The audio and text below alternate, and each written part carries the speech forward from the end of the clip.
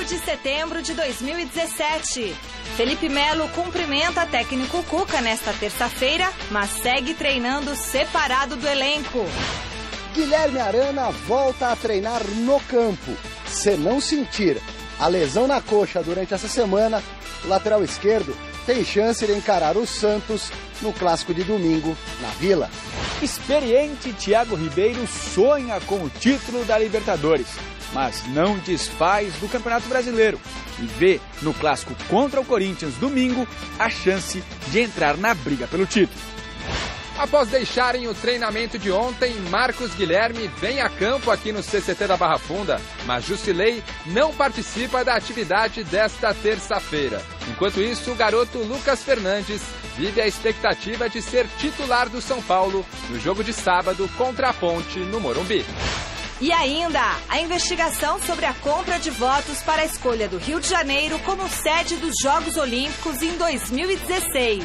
Olá, boa noite! Gazeta Esportiva começando e a gente fala do São Paulo, que no próximo sábado tem mais um jogo decisivo para tentar se afastar da zona de rebaixamento.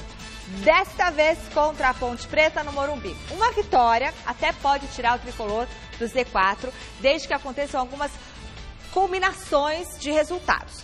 Mas será que a equipe do técnico Dorival Júnior vai conseguir reagir na competição?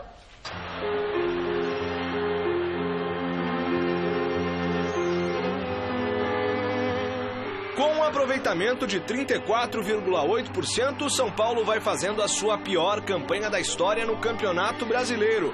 E o fantasma do rebaixamento começa a assombrar mais uma vez o Morumbi. O torcedor são paulino já viu essa história em 2013 e também em 2016, mas com um final feliz para alívio da nação tricolor. Agora, ocupando a 19ª colocação na tabela, com 23 pontos ganhos, a situação só não é mais desesperadora por conta de grande equilíbrio nessa edição do Campeonato Brasileiro. Apenas 3 pontos separam o São Paulo do Bahia, 14º colocado. Mas o caminho para fugir do rebaixamento não será nada fácil e a torcida parece estar perdendo a paciência com o time. Todo o direito de protestar, né? O time acho que está no pior momento da história a nível esportivo, né? Então eles estão todos o direito, mas nós temos que trabalhar para sair dessa situação e só trabalhando e colocando na cabeça que temos que ganhar a maioria dos jogos possível para ficar numa situação mais tranquila.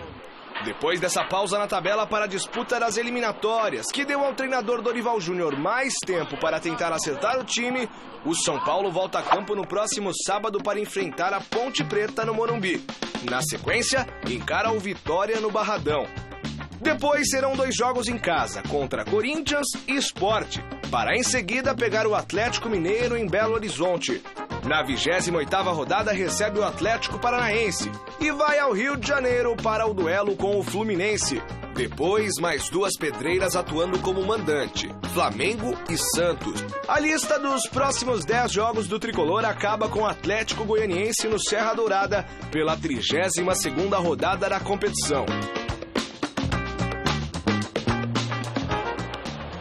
Mas o que fazer para não repetir no segundo turno o fraco desempenho apresentado na primeira metade da competição, quando o São Paulo somou apenas 6 pontos dos 30 disputados nesses 10 jogos? Conseguir um time mais sólido, que não sofra tanto cada vez que o time rival nos ataque e continuar tentando fazer as coisas bem no ataque, porque o time está conseguindo fazer 1 ou 2 gols por jogo, que isso também é bom. Então tengo que melhorar na fase colectiva, de comportamento defensivo em geral, então eu tenho que melhorar nisso e acho que o treinador sabe bem como fazer isso. E o torcedor, o que pensa? Saímos às ruas para saber o que o tricolor precisa, na opinião de são paulinos e também dos rivais, para sair da zona. Só milagre, só. É mesmo? Só milagre. Não dá pra chamar ninguém não pra salvar? Não. Só a Bruna Surfistinha. Bruna Surfistinha, por quê, velho? Você sabe, né? Não dá nem falar. Só se o Tite for pro São Paulo. De resto? De resto não tem jeito. Só Deus mesmo. Só Deus na vida do São Paulo mesmo. Apesar que tem uns jogadores muito bons lá, né? Dá pra entender. Ninguém salva mais o São Paulo, não. O que você acha que poderia salvar o São Paulo assim? Pode ser uma entidade de cima, uma força... Não vem não, tem que descer mesmo. Esse ano ele tem que descer. Diz que o time ganha e não desce, mas esse ano ele vai descer. É mesmo? Você não acha que nem... Nem Deus já descendo, ele não sobe mais. Tem que lutar, e a luta, pegar, levantar e fazer o papel deles. Fazer valer a pena, São Paulo. Nem reza brava salva? Nem reza brava salva, não. Jesus amado. Pois é. Nem Deus, nada? Salva sim Deus e muita reza também, muito jogo de buzo. Também tá precisando demais esse povo. Eu estou vendo firmes aqui, os caminhos também abertos, mas também tem uma divisão também aí.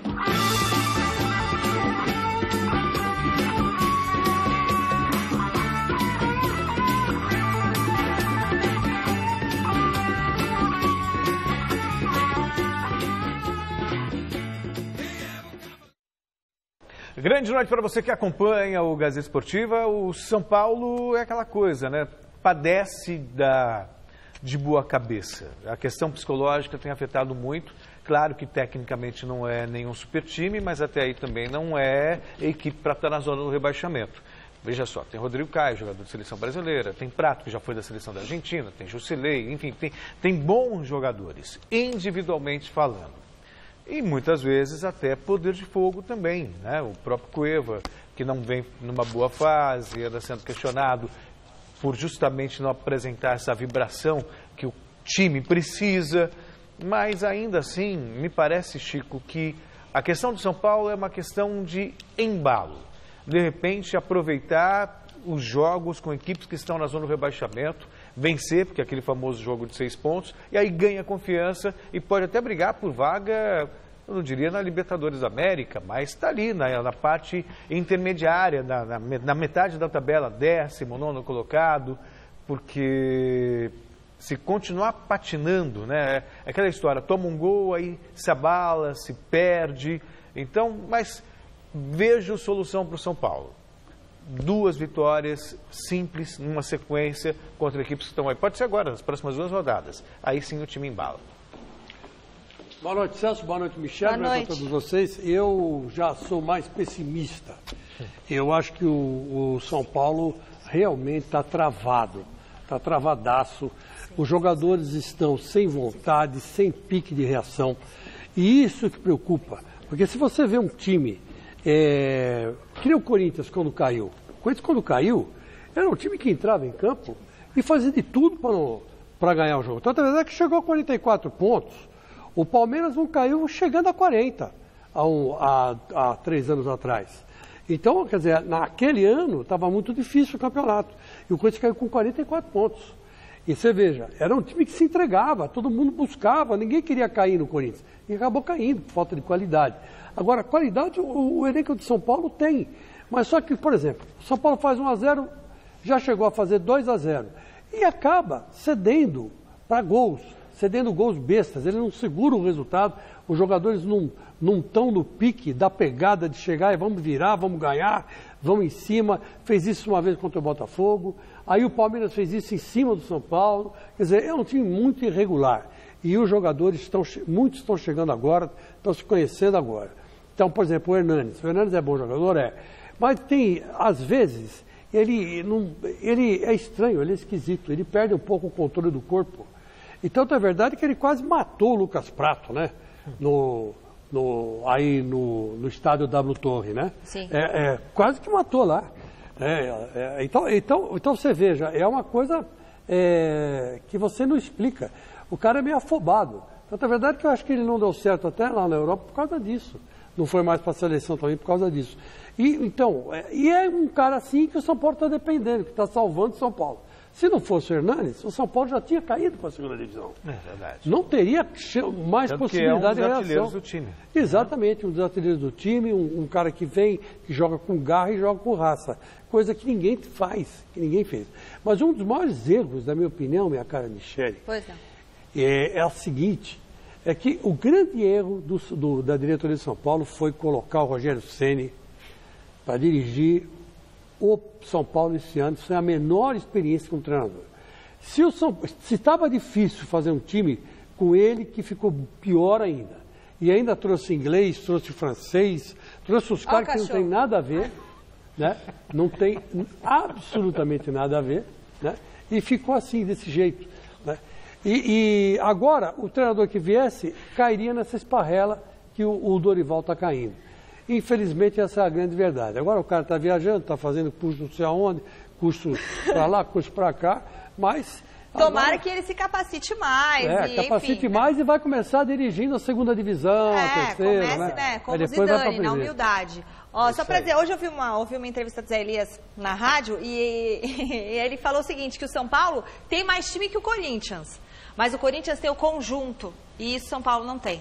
Então ele falou isso. Não sei se o São Paulo tem mais time que o Corinthians, não. Ele acha que em termos de nomes, o Zé Elias falou que o São Paulo tem mais time. Todo mundo falou isso o ano todo, né? Mas o nome não joga, né, Michele? Mas aí, agora, mas em questão de conjunto, que é importante pro futebol, deixa eu chamar a enquete, que o Rodolfo II vai me mandar embora daqui hoje. Enquete de hoje tem a ver justamente com esse assunto. Nós queremos saber se o São Paulo vai sair da zona de rebaixamento na próxima rodada. Se sim ou se não, para isso acontecer, o Tricolor precisa vencer a Ponte no Morumbi e torcer por um tropeço do Avaí, da Chapecoense e do Vitória na próxima rodada. Quer dizer, todo mundo tem que perder e o São Paulo tem que ganhar.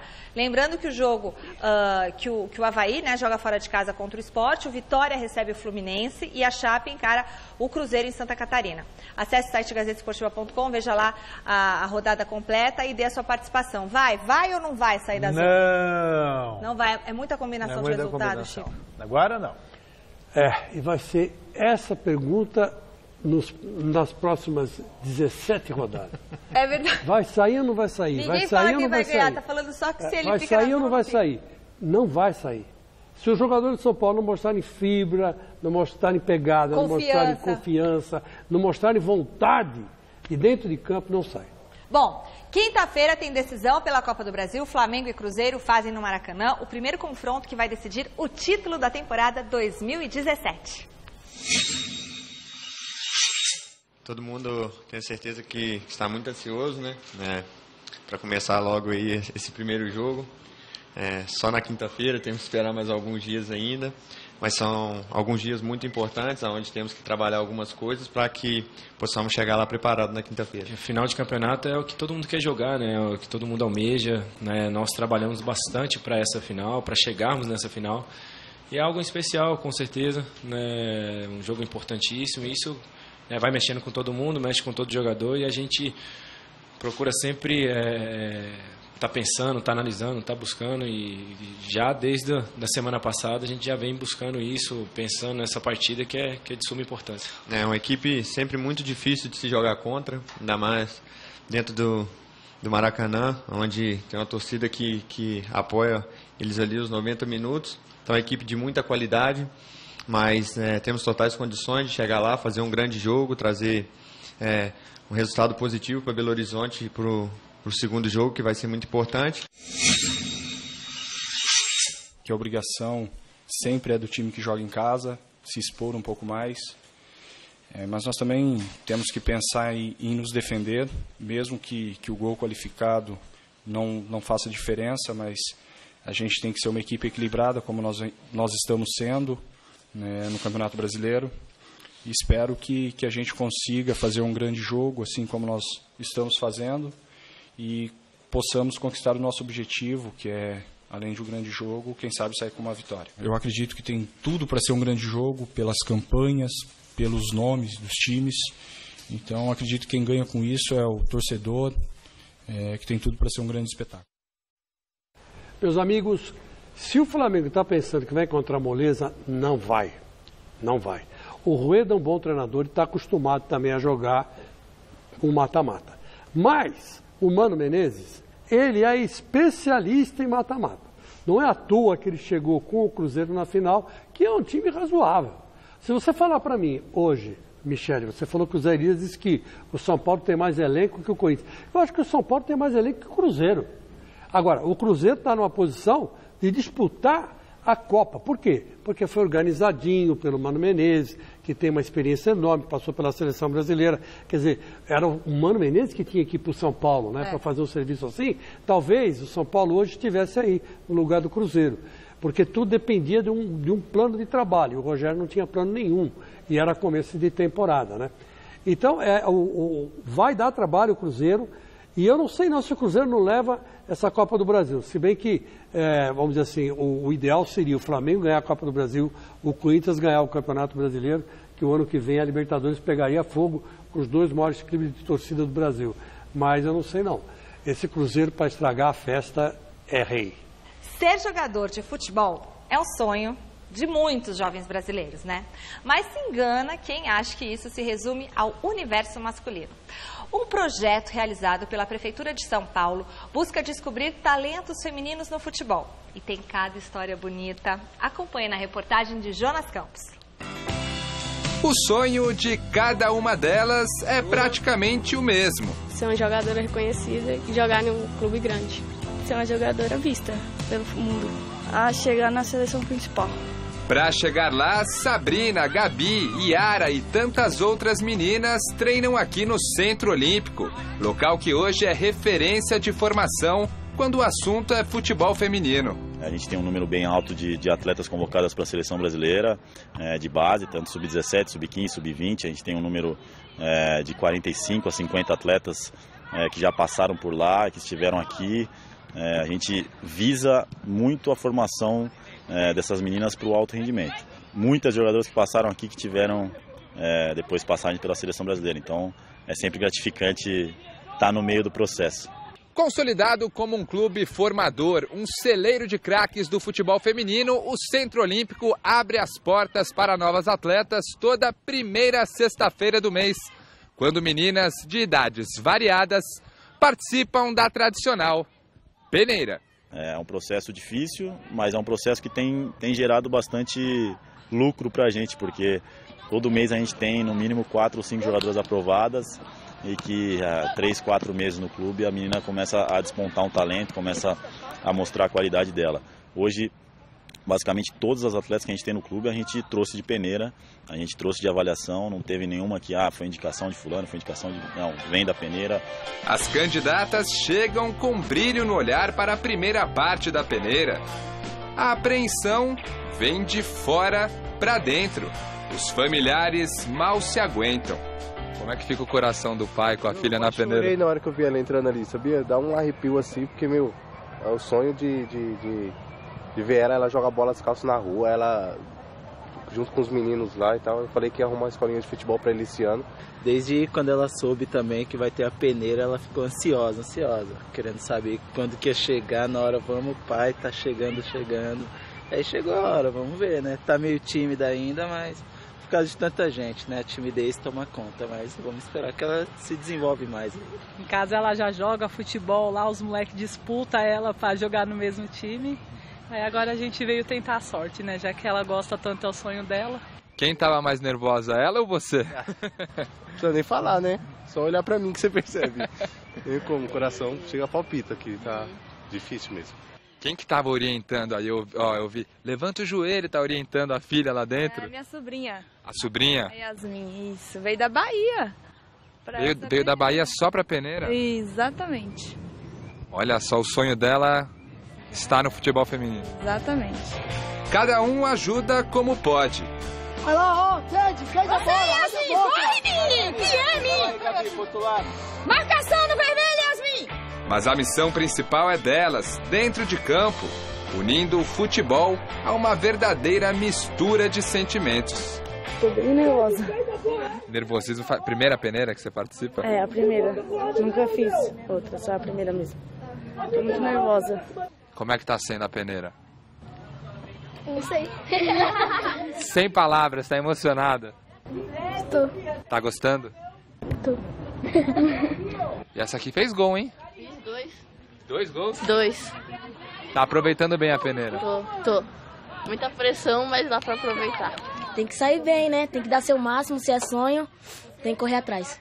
É difícil, né? Tem que mostrar serviço num dia só, né? Isso aí, tem que dar mais que seu 100%, porque a vida não tá fácil, né?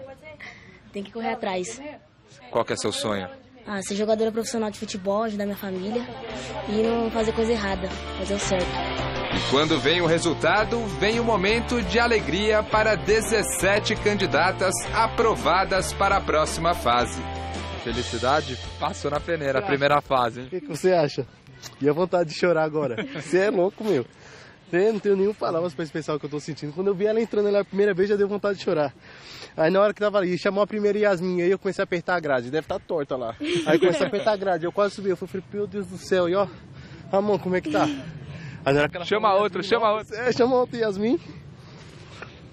Ó, vocês estavam nervosos ali. Ó o resultado, a primeira fase superada, hein? Maravilhoso, nossa.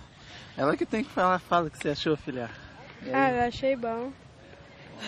Muita emoção de passar por essa primeira fase? Muita. Yasmin, sua tia tava gritando lá de fora. Você veio lá da Bahia, é isso? Sim. E passou na primeira fase, hein? Muita emoção? Muita. E a tia tá mais calma agora? Agora eu tô. Ela fez 2 golzinhos, né, mim? Eu só gritando ali fora, meu Deus. Peneirar talentos nunca é fácil. Mas para quem passou ou não passou, uma coisa é certa: o sonho continua. Eu falei pra você que tinha parabéns, pequena. Meus amigos, todo mundo se pergunta por que alguns esportes no Brasil não dão certo, né? Tênis, por exemplo, não emplaca de jeito nenhum no Brasil, né? É um negócio impressionante, apesar de toda a insistência, o investimento que tem e tal, não cai na graça popular. Não cai na graça popular, no modo de ver, porque o equipamento de tênis é muito caro, né? E não é todo mundo que pode ter.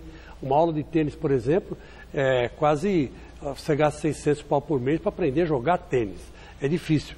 Agora, o futebol feminino não dá certo no Brasil, ou por uma questão cultural. O Brasil, na verdade, ou pelo menos não deu tão certo até hoje, porque o Brasil é machista. O brasileiro é machista. Essas famílias que foram acompanhar as crianças, curiosamente, todas elas passaram na peneira. Por quê? Porque a família deu um incentivo para elas passarem. E tem outra coisa também, a mulher brasileira é uma das mulheres mais bonitas do mundo. Essa que é a grande verdade. Então, você vê que a maioria dessas menininhas que estavam jogando aí tem de 10 a 13 anos. Vê se daqui 2 anos elas estão jogando futebol. Não estão. Estão fazendo Muay Thai para ganhar cintura e corpo. Porque a mulher brasileira é vaidosa. Eu digo por causa da minha filha. Minha filha jogava futebol também. Com os garotos lá do prédio, com as amigas do prédio. Era todo mundo jogando futebol. Bom, bateu 15 anos, começou a virar mulher. Está fazendo o quê? Está fazendo Muay Thai. Então, porque a mulher brasileira é vaidosa. Então, tem todos esses lances. Agora, o futebol o feminino nos Estados Unidos dá certo. Por quê? Porque lá as high school incentivam o futebol feminino. Aliás, os americanos acham que o futebol é coisa de mulher, porque eles estão acostumados com aquele negócio de rugby, né? Ou de futebol americano, que é uma truculência danada. Então, é isso, gente. É uma questão de cultura e uma questão também de vaidade, né? Da própria mulher. Falando em Centro Olímpico, a Polícia Federal deu início hoje a uma investigação sobre suposta compra de votos para a escolha do Rio de Janeiro como sede das Olimpíadas do ano passado. Um dos principais suspeitos de cometer irregularidades é o presidente do Comitê Olímpico Brasileiro, Carlos Arthur Nussmann. A Polícia Federal cumpriu hoje 2 mandatos de prisão e 11 de apreensão referentes à Operação Jogo Sujo. A ação aconteceu em conjunto com autoridades francesas e visa investigar uma possível compra de votos para a eleição do Rio de Janeiro como cidade-sede das Olimpíadas de 2016. Entre os nomes acusados no esquema de corrupção está o do presidente do Comitê Olímpico Brasileiro, Carlos Arthur Nussmann. É inegável que Nussmann atuou de forma bastante presente e expressiva no convencimento de pessoas a votarem pelo Rio de Janeiro. Isso é bastante público, tanto Carlos Nussmann como outros membros do Comitê Olímpico Brasileiro e agentes políticos viajaram para vários países para tratar do assunto e tentar trazer a sede das Olimpíadas para o Rio de Janeiro. Então, Nussmann se mostra como um elemento central na ligação entre os pontos, entre empresários e entre representantes do Comitê Olímpico Internacional. O nome de Nussmann teria surgido após o depoimento do ex-governador do Rio de Janeiro, Sérgio Cabral. O dirigente esportivo teve todos os bens bloqueados, além do passaporte, para que não tente sair do país. Isso porque existe a suspeita de que ele tem a nacionalidade russa obtida em uma troca de votos para a escolha de Sochi como sede dos Jogos de Inverno de 2014. Mesmo com todo esse imbróglio, Sérgio Masílio, advogado do dirigente, revelou aos jornalistas que o cliente alega inocência e não se sente acuado. Não existem fortes indícios de nada, ele afirma que não atuou de maneira nenhuma irregular, nada foi feito de errado durante a campanha. Ele está um pouco abatido por conta disso? Não está abatido não, está tranquilo e sereno. O Ministério Público Federal busca o bloqueio de R$1 bilhão em bens entre os envolvidos por danos morais coletivos ao povo brasileiro. De acordo com as autoridades, a imagem do país ficou manchada. Eu me lembro aqui quando o repórter Alexandre Silvestre foi entrevistar o Nussmann, e aí o Silvestre fez uma pergunta capciosa para ele, né? Quem vai pagar a conta dos Jogos Olímpicos? E aí, muito infeliz, ele respondeu, você. Né? Você que, na verdade, representava todo o povo brasileiro, foi nós dissemos aqui. E aí eu me lembro, na ocasião desse comentário, eu disse que quando abrisse a caixa preta do COB, né, não ia sobrar pedra sobre pedra. Começou. Tem que ser investigado mesmo, tem que ser punido. Caso, obviamente, haja irregularidade, existem várias suspeitas, as suspeitas são gigantescas. E já passou da hora de uma investigação séria, assim como merece a CBF, como merece federações e confederações ligadas ao esporte. Tem dinheiro público nisso aí, dinheiro meu, dinheiro do Chico, dinheiro da Michele, dinheiro seu que acompanha aí em casa. Portanto, tem que ser investigado sim e tem que ser, esclarecido tudo. Porque não é só uma questão de imagem, não. É dinheiro público que vai para o ralo. Simples assim. Mas é gozado, né, Celso? Porque você veja bem, a ideia de trazer a Copa do Mundo e a Olimpíada para o Brasil não era de ninguém roubar.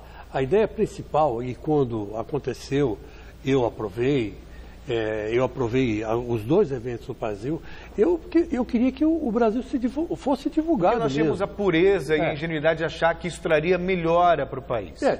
Vamos dizer assim, as obras do entorno, né, seriam bem aproveitadas. Vamos dizer Tem assim. obras da Copa do Mundo que não terminaram até agora. Que não terminaram. O nosso metrô, por exemplo, era para estar esticado. E o trem-bala, hein, que ia de São Paulo para o Rio, lembra? Não funciona, era para ligar São Paulo ao Rio de Janeiro. Eu não me recordo agora o nome. Exatamente. Que fizeram toda a estrutura que vai por cima, esqueci o nome desse. Tipo um fura-fila. Mais ou menos tipo um isso. fura-fila, né? É o projeto daquele que sai sempre presidente, governador, nunca ganha nada. Esqueci o nome dele. Esquecemos tudo, é a idade. É o tal negócio. Não é o Alckmin, é o outro. Aquele que fala que queria o trem-bala em São Paulo. O Levi. Levi Fidelis. Levi Fidelis. Levi Fidelis, chuparam a ideia do Levi Fidelis na cara dura. Né? E foi o que foi. Agora, eu estou dizendo o seguinte, eu não imaginava que os caras fossem, por causa da Copa, né? Da Copa e da Olimpíada, né? Eu não esperava que eles fossem acabar todos na cadeia, porque roubaram. É um negócio impressionante. Fizeram caixa 2, fizeram caixa 3, caixa 4, caixa 5, e aí caiu o governador, ex-governador, caiu todo mundo. Vai todo mundo que estava envolvido na Copa, envolvido na Olimpíada, vai acabar em cana. Tomara. Vai acabar em cana. Por quê? Olha, Supertrilho fugiu, desculpa. O problema é o seguinte, olha, veja que coisa. Vou pesquisar enquanto isso. E o problema dá um Google. Veio de fora para dentro. Não lembro. O problema veio de fora para dentro. Só estão reclamando porque o FBI pegou no COI, no Comitê Organizador Internacional. Aí foi descobrindo aqui, descobrindo ali, o Cabral denunciou, aí emendaram as coisas e deram no Nussmann. Eu vou te falar, cara, é uma vergonha para o país isso, né? A gente vai para o mundo, primeiro como grandes esportistas e depois como grandes ladrões. Essa que é a grande verdade. Monotrilho. Beleza. Agora já lembrado e esclarecido. Só tem estrutura, tudo abandonado. Tá tudo certo. Bom, e agora uma ótima notícia para quem gosta de correr. Estão abertas as inscrições para a 93ª edição da São Silvestre. Para fazer o cadastro, é só acessar o site gazetesportiva.com e clicar no banner da São Silvestre. E aí você vai seguir todos os procedimentos lá. Lembrando que as vagas são limitadas em 30 mil pessoas. Você não sabe. Rodolfo, a gente anunciou ontem aqui, né?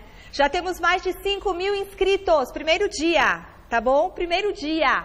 Então, se você quiser participar, vai lá, se inscreva, que vai ser maravilhoso. É uma experiência inesquecível para quem já participou, então não perca tempo inscreva-se imediatamente, tá bom? gazetesportiva.com. No Palmeiras, a terça-feira ficou marcada pelo primeiro encontro público entre Cuca e Felipe Melo, depois de toda aquela polêmica envolvendo o volante palmeirense. Além disso, o repórter Adriano Dolfi bateu papo exclusivo com o meia Johan, ou é Johan? É Johan, né? Johan Sebastian Bach, mas tinha que escrever de outro jeito. Destaque, eu sei que é assim o nome dele, tá, Rodolfo? Destaque o Johan do último clássico contra o São Paulo. O Pitbull voltou. Será que o cumprimento com Cuca selou a paz entre técnico e jogador? Fato é que, por enquanto, Felipe Melo realiza treino físico individualizado, ainda longe do elenco. O grupo recebeu ele bem, da mesma forma que sempre. A gente tem um grupo aqui maravilhoso e quando ele saiu, a gente sabe que deu um baque, né? Às vezes a gente ficou até surpreso e a gente está feliz com a volta dele. Acho que ele vai contribuir bastante. É um jogador que tem uma bagagem muito grande no futebol e com certeza vai nos ajudar. Dudu, que estava se recuperando de lesão na coxa, voltou e pode ser a novidade para o duelo com o Atlético Mineiro fora de casa. Egídio, criticado pela torcida, pode reaparecer na lateral esquerda. Quem vem treinando bem e deixando ótima impressão é o meia Johan, após o primeiro gol com a camisa do clube. É um gol que eu vou lembrar para sempre, vai ficar sempre marcado. Um gol num clássico, uma vitória importante, então um momento especial para mim aqui dentro do clube, valoriza todo o meu trabalho. O camisa 28 relembrou as passagens por Corinthians e São Paulo, que não deram muito certo. Então, São Paulo, na verdade, eu fiz um teste, né, uma passagem rápida ali, e acabei indo para Curitiba na época. E no Corinthians foram 4 anos, um trabalho muito bom que eu fiz lá. No final acabou não dando certo por opção deles e vida que segue. Depois disso você foi para Chapecoense, teve 78 jogos, 5 partidas e acho que obviamente o acidente com o avião que transportava o time catarinense mexeu muito com a tua vida, né? Afinal, você estava lesionado naquela época, né? Também sobrevivi, né? Eu falo que foi a mão de Deus na minha vida, porque eu tinha uma lesão no joelho que era para recuperar em 15 dias e a lesão foi andando até eu não poder viajar por causa de uma lesão no joelho que não era tão grave. E depois que aconteceu a tragédia que eu vi que um milagre de Deus na minha vida. Senão podia estar no avião, podia sobreviver ou não, mas eu fico triste por eles e feliz por estar vivo, né? Complicado falar, mas agora é a vida que segue. Como é que ficou o teu lado emocional, o lado psicológico depois desse acidente, Johan? Mexeu com todo mundo, né? E imagina comigo que perdi vários amigos, várias pessoas de perto que a gente passou muito tempo junto, né? A gente criou uma amizade mesmo, então pesa bastante, a gente fica muito triste e é difícil superar uma tragédia desse tamanho, então é complicado a gente voltar, mas graças a Deus eu tive apoio da minha família e a gente conseguiu passar por isso. Lógico que a gente sempre lembra deles, mas agora a gente sabe que tem que seguir a vida, não tem o que fazer. O jogador de 24 anos agora só pensa em se firmar na equipe, ganhar a confiança de Cuca. Enquanto isso, vai se acostumando a São Paulo, ao lado da esposa e do filho. E quando pode ir a Chapecó, ficar pertinho da sua nova grande paixão, o Fuscão verde abacate. Pela cor dele, eu botei o apelido Abacatão. Vai ficar, né? Um apelido diferente, acho que é um apelido legal. No final de semana a gente teve uma folga, eu consegui ir para casa e dei umas bandinhas de Fusca em Chapecó lá. Aproveitei para matar a saudade do Fuscão. Antes de você falar qualquer coisa, eu não entendo a paixão que os caras têm pelo Fusquinha, esse Fusquinha aí. Na minha época, esse carro era vendido que nem água, né, Pascoal? Sim, que era barato, era mais barato, mais em conta, durável, né? Era com giglê, quando dava problema você jogava alto, o bicho funcionava, jogava até cerveja, o motor funcionava, né? 4 marchas. Eu fico inconformado quando eu vejo um garoto que nem o Johan, que tem aí um futuro brilhante pela frente, né, como jogador, eu considero ele um bom jogador. comprar uma porcaria dessa. Hoje tem cada carro maravilhoso, que só falta falar sozinho. Né? Mas é justamente pela raridade, entendeu? É tudo, uma coisa que é meio popular numa época, depois vira O Sérgio Reis esteve aqui no programa do Padre cantando. Eu encontrei com o Sérgio Reis. O Sérgio Reis falou que o teto do carro dele estava podre, que era um Galaxy. Ele arrumou o teto de um outro Galaxy, mandou reformar e está com o carro. Quer dizer, tem uns caras que gostam de carro velho, que é um negócio impressionante. Mas esse Johan é bom jogador. É bom jogador. Aliás, é o nome dele, Johan. Apesar da escrita, né? H-Y-O-R. Johan. Em homenagem ao Johan Cruyff. Johan Cruyff. Pois é, nosso querido Johan Cruyff. Agora, eu vou dizer uma coisa para você. No meio campo, ele é uma solução boa para o Cuca, hein? É uma solução boa para o Cuca. Ele tem que começar a aproveitar mais esse rapaz, porque ele é rápido, chuta no gol, faz gol, penetra bem na área, elemento de surpresa, é bom jogador. Bom, vem aí a 14ª edição do Troféu Mesa Redonda. Em breve as votações estarão abertas para todo o público escolher os melhores do Brasileirão, sempre lembrando dos nossos parceiros, a Lux Color e a Baltec, que estão com a gente no Troféu Mesa Redonda deste ano, fazendo uma festa incrível, impecável para vocês. Voltamos a falar do São Paulo, que deve ter algumas novidades na equipe que enfrenta a Ponte Preta sábado no Morumbi. O repórter Jonas Campos esteve no CT da Barra Funda acompanhando o treino do tricolor. Lucas Prato, que deu susto no clássico contra o Palmeiras ao bater a cabeça no joelho de Hernanes, treina normalmente e, ao que tudo indica, vai para o jogo contra a Ponte Preta.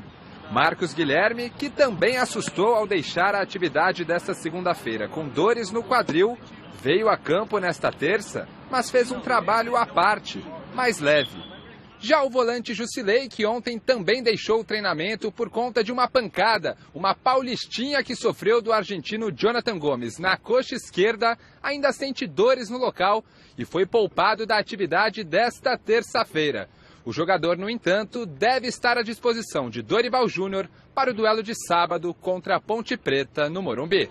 E falando em disposição e no duelo contra a Macaca, o garoto Lucas Fernandes, de apenas 19 anos, vem treinando como titular e tem tudo para entrar no lugar de Cueva no meio-campo do São Paulo.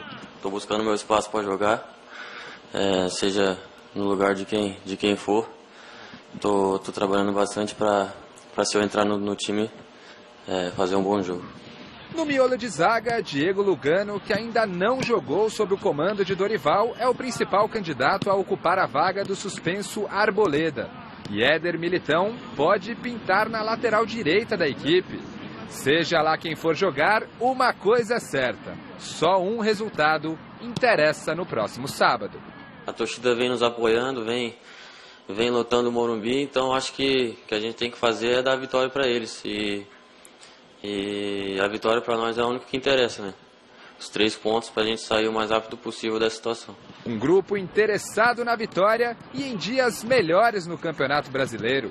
Lucas Fernandes, visto como uma joia do clube, garante: o elenco aprendeu com os erros e voltará mais forte para a sequência da competição. Um time muito mais aguerrido.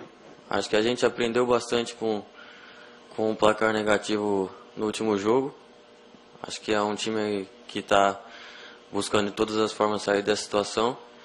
E eu acho que vai ser bem diferente em todos os aspectos. Acho que a gente vai saber aproveitar o fator casa com a nossa torcida. Então acho que vai ser um jogo muito bom pra gente.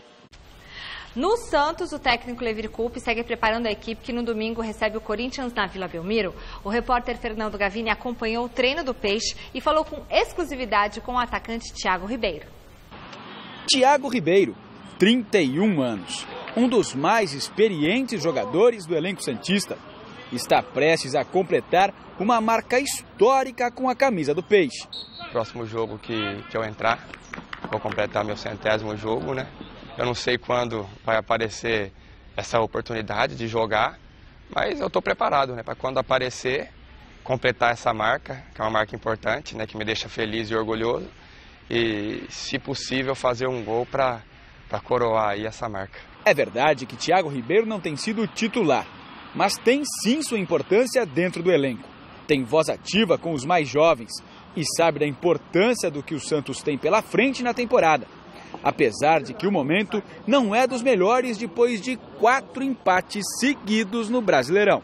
Somar apenas 4 pontos de 12 possíveis é ruim, né?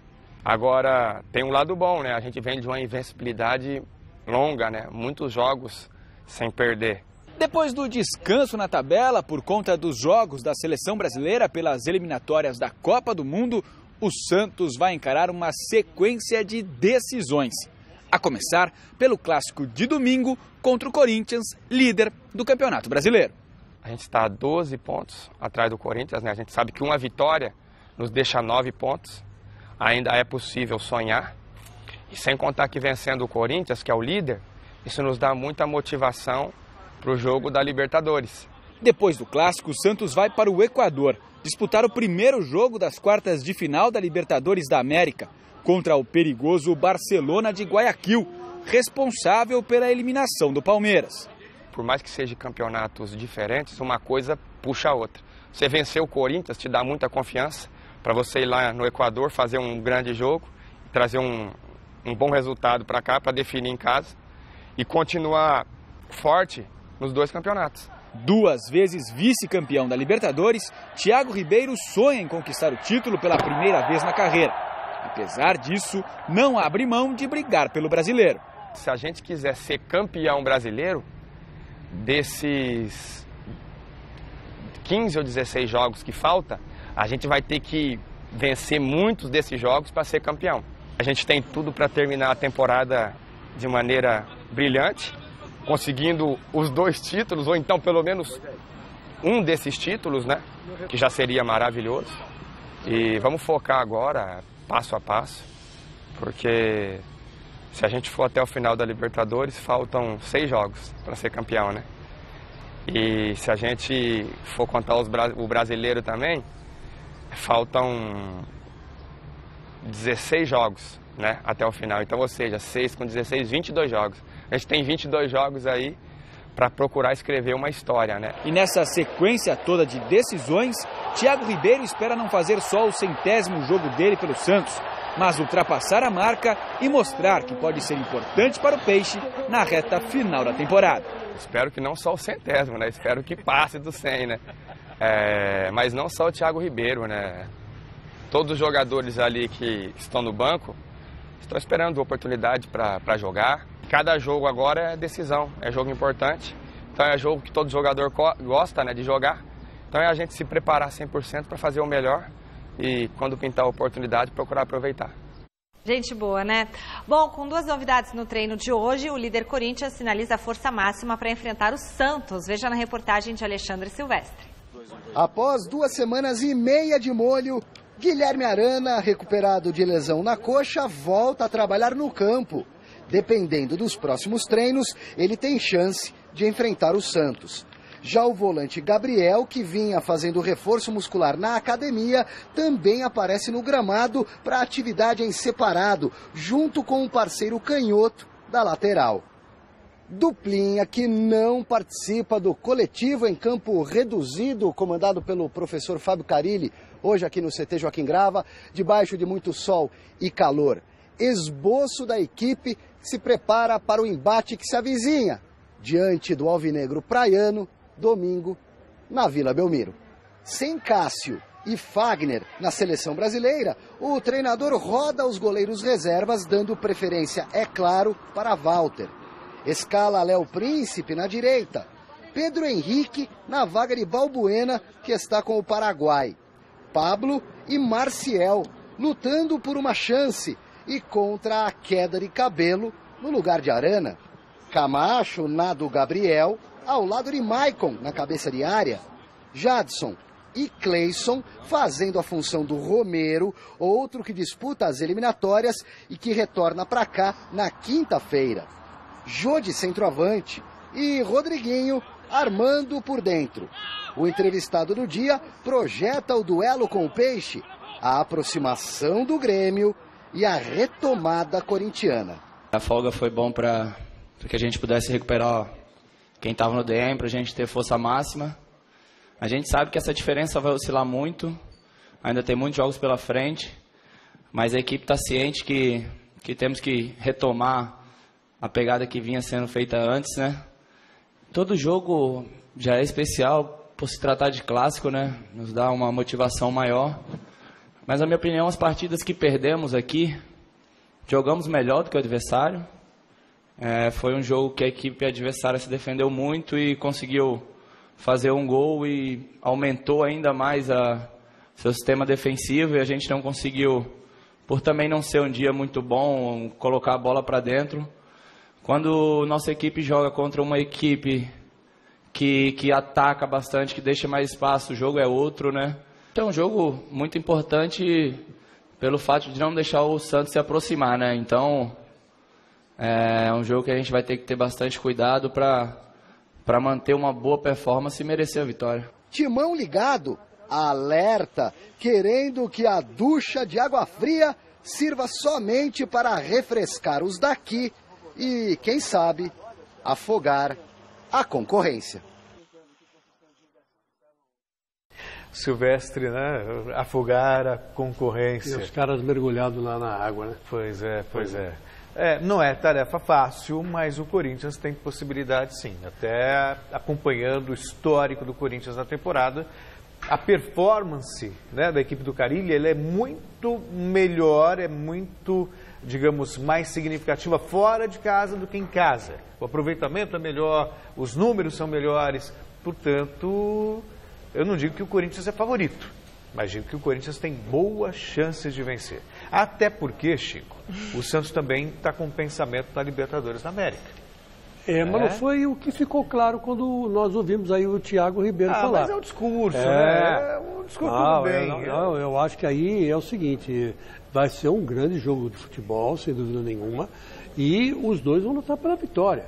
Agora, eu acho que, por exemplo, se o Santos fizer 2 gols no primeiro tempo, o Corinthians fizer 2 gols no primeiro tempo, no segundo tempo o Santos vai jogar, mas sabe como é que é? Meio assim, porque ele sabe que ganhar do Barcelona de Guayaquil lá é muito importante.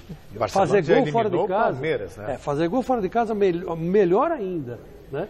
E o Santos está com dificuldade de fazer gol. Né? O Corinthians deu uma caída, deu mesmo. Agora, o Santos também está com uma dificuldade enorme de fazer gol. Quer dizer, aí eu não vou dizer que os dois times não estão numa boa fase, mas porque a tabela me desmentiria. Mas são dois clubes que não começaram bem o segundo turno. E o Santos, depois que o Livre Coupe assumiu, parou de fazer gol.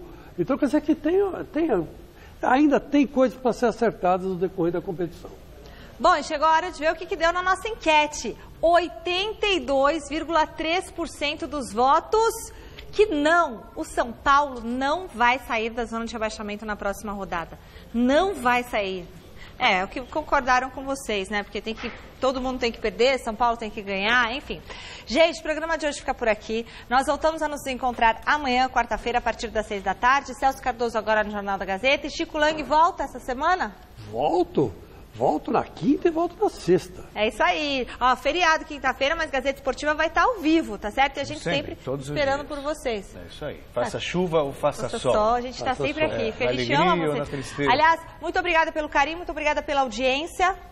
Um beijo na senhora, sua esposa. Muito obrigado. Um beijo também na família. Um beijo nos seus filhos e uma lambida do Ed para você. Tchau. Quem é o Ed? É meu cachorro. Ai, que susto. Tá bom, tchau.